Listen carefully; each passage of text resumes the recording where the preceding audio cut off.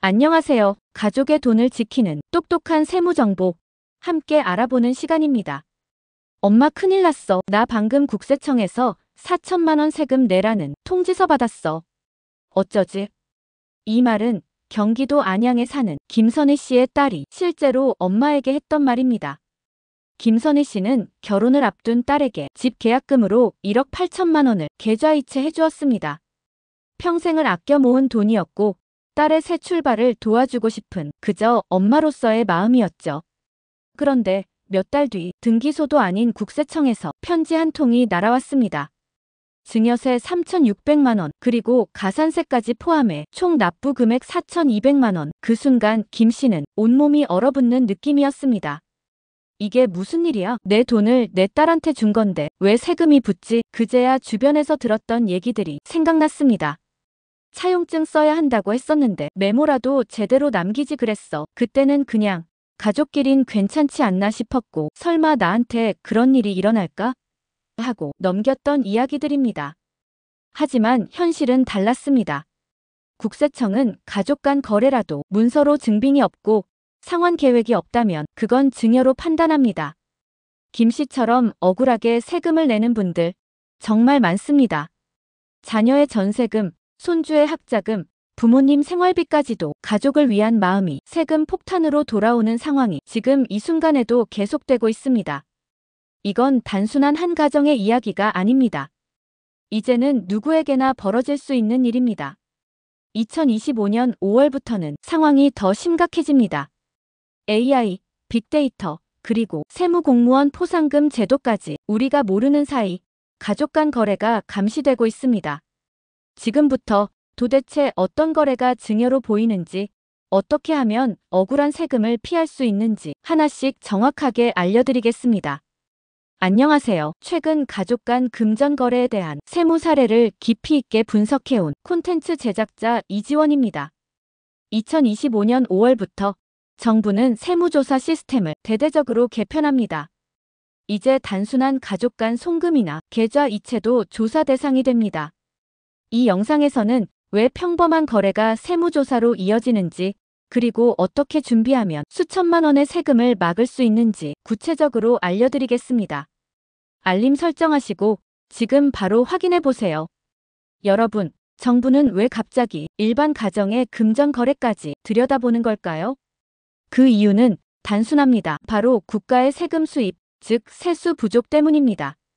지난 2년 동안 우리나라의 전체 세수는 무려 87조 원 가까이 줄었습니다. 법인세, 소득세, 부가세까지 모두 줄어든 상황에서 정부는 결국 국민의 지갑을 들여다보기 시작한 것입니다. 이전까지만 해도 세무조사의 주 대상은 대기업이나 고소득층, 자산가들이었습니다. 하지만 이젠 아닙니다.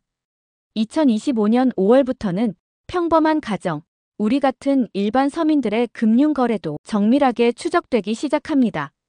정부가 이번에 도입하는 제도, 핵심은 딱 3가지입니다. 첫째, 조사 대상의 대폭 확대. 이제는 일정 금액 이상만 오가도 가족 간 거래라도 정밀 추적됩니다. 둘째, AI 기반 금융 데이터 분석 시스템 도입. 쉽게 말해 사람이 하나하나 보는 게 아니라 AI가 모든 계좌 흐름을 실시간으로 감시한다는 뜻입니다. 거래 패턴, 금액, 빈도까지 자동으로 분석됩니다. 셋째, 가장 충격적인 부분입니다. 세무공무원 포상금 제도. 이제 세무공무원이 과세에 성공하면 최대 2천만 원까지 보상을 받을 수 있습니다. 과연 이게 어떤 결과를 가져올까요? 예전엔 가족끼리니까 괜찮겠지, 계좌에 이름만 안 쓰면 되지, 이런 생각으로 넘기던 일들이 이제는 AI가 자동 포착하고 그 포착 자료는 세무공무원의 실적과 직결됩니다.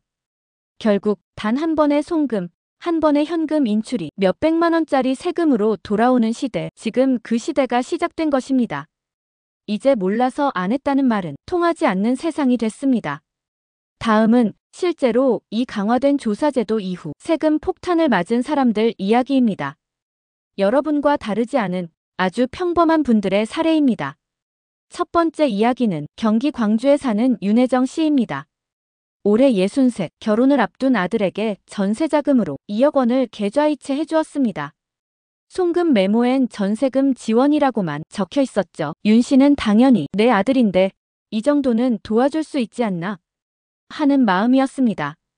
그런데 몇 달 뒤 국세청에서 세금 고지서가 날아왔습니다. 증여세 4천만 원, 가산세 포함 총 4,600만 원. 믿을 수 없었죠. 하지만 국세청의 판단은 명확했습니다.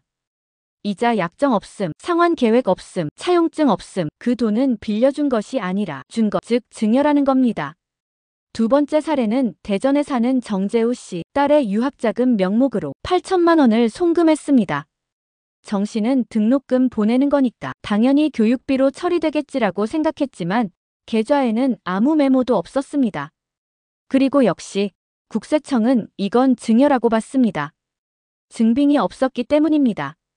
결국 정 씨는 증여세 1,500만 원을 내야 했습니다. 그도 말했습니다. 그냥 딸 학교 보내려고 보낸 건데 이게 왜 세금이냐고요. 세 번째는 서울의 김모 씨입니다. 김 씨는 초등학생 손자 통장에 매달 100만 원씩 3년간 돈을 넣어줬습니다. 누적 금액은 3,600만 원을 넘었고요. 그런데 그 손자는 미성년자입니다.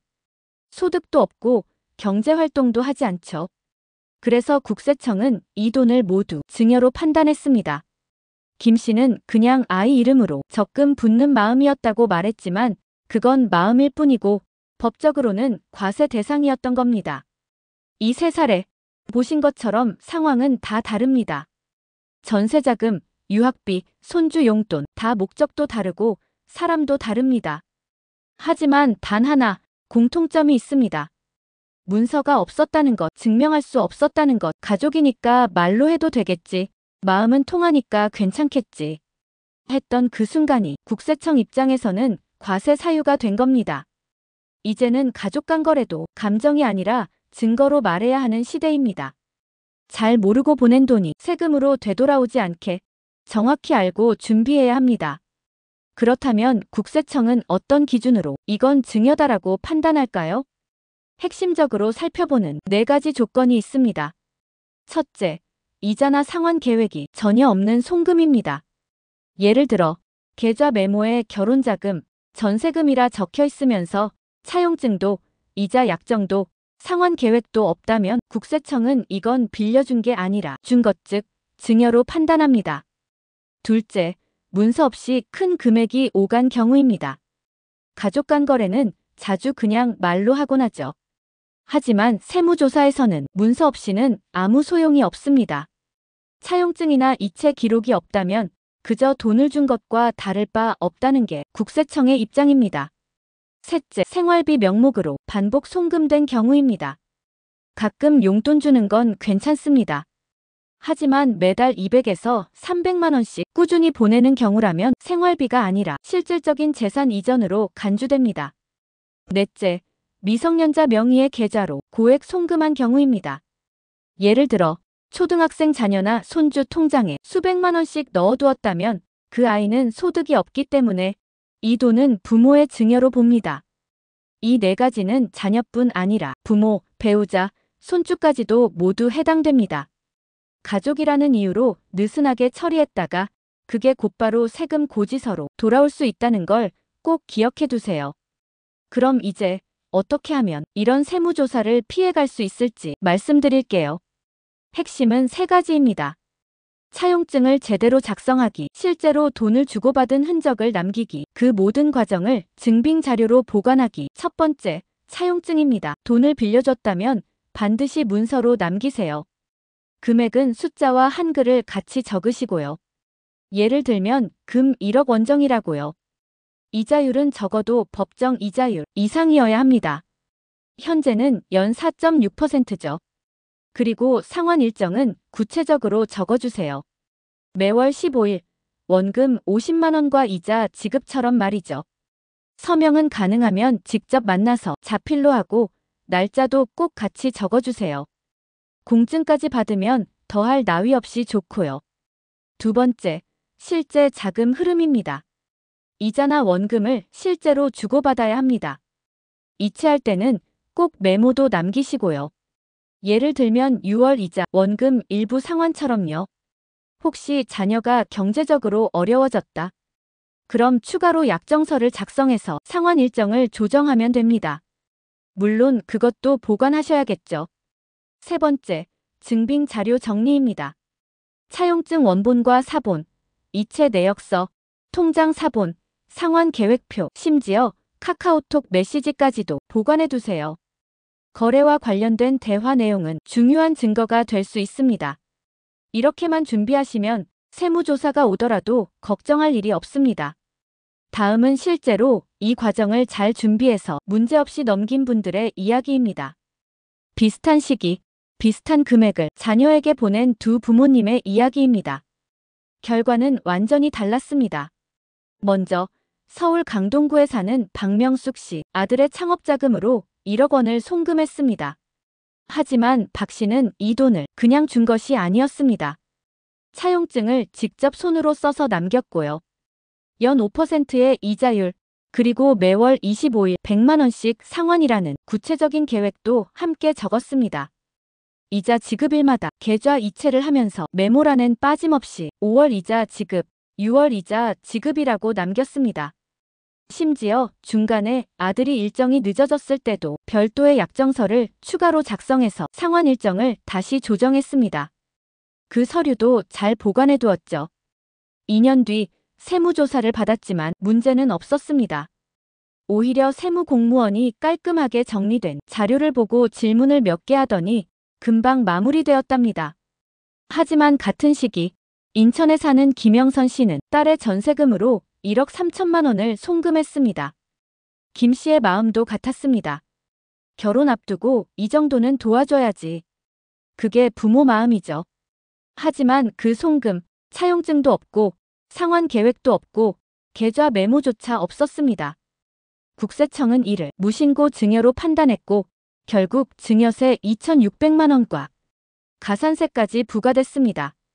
김 씨는 억울했습니다.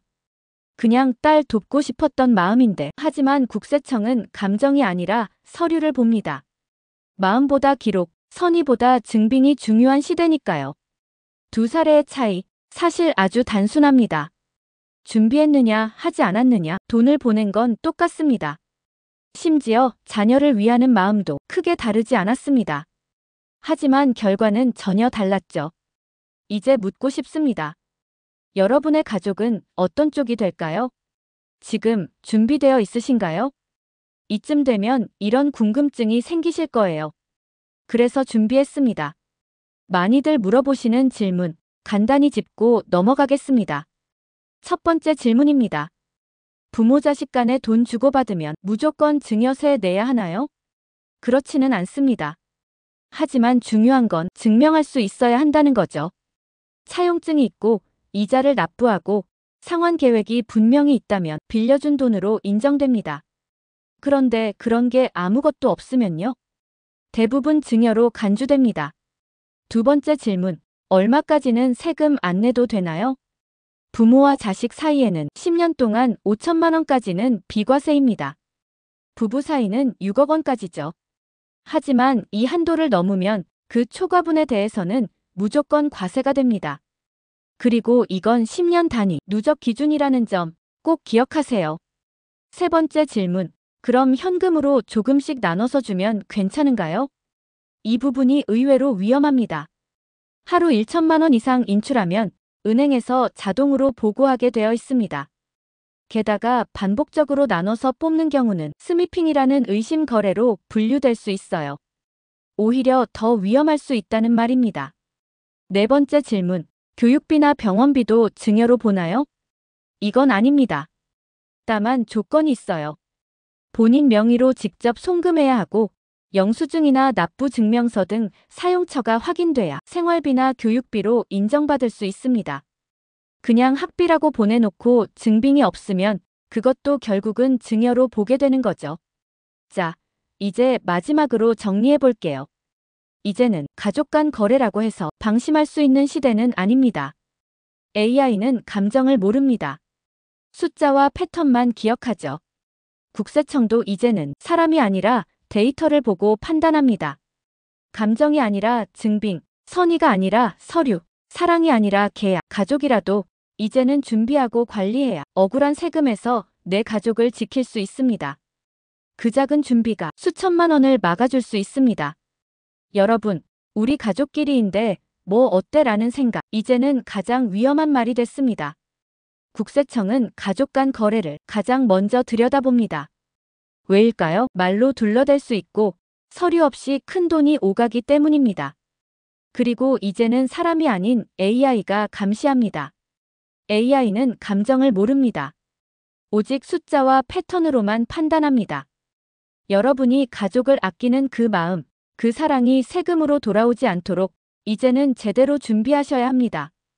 차용증 하나, 이체 메모 하나, 문서 한 장이 수천만 원의 세금을 막을 수 있습니다. 우리 가족의 소중한 돈, 우리가 지킵시다. 그리고 이 영상이 내 가족, 내 지인, 우리 부모님에게도 도움이 될 수 있다면 한 번만 공유해주세요. 당신의 공유가 누군가의 세금 폭탄을 막을 수 있습니다. 지금까지 똑소리 나는 시니어 생활백서였습니다. 이 영상이 도움이 되셨다면 좋아요 버튼 한번 눌러주세요. 그 한 번의 클릭이 저희에게는 다음 콘텐츠를 만드는 큰 힘이 됩니다. 구독과 알림 설정을 해주시면 필요한 모든 정보를 가장 먼저 받아보실 수 있습니다. 다음 영상에서 또 인사드릴게요. 고맙습니다.